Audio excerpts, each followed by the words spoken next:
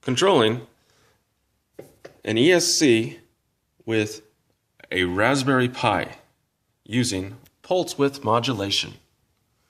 We have it set at 50 Hertz, output is pin 11, and we're going to start off with 0 duty cycle.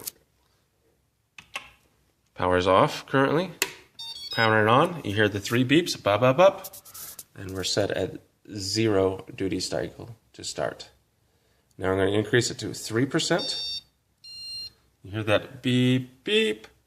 Okay, now it's ready to start flying. We're going to increase the duty cycle from that 3.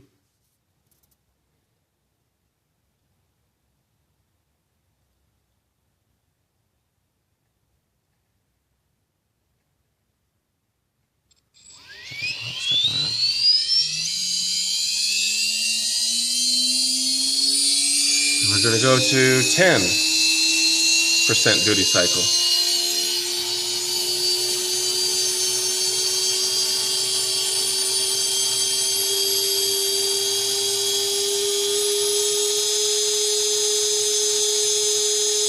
And that's its maximum.